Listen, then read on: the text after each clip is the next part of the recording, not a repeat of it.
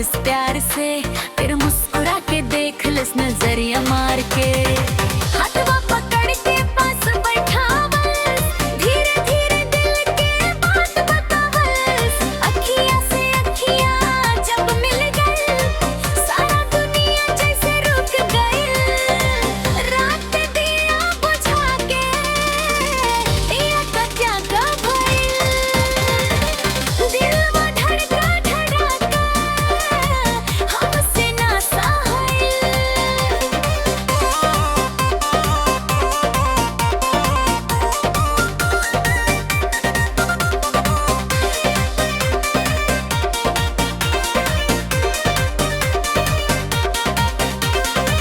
धीरे धीरे बात बढ़े लागल, सांसों में मीठा एहसास जागल।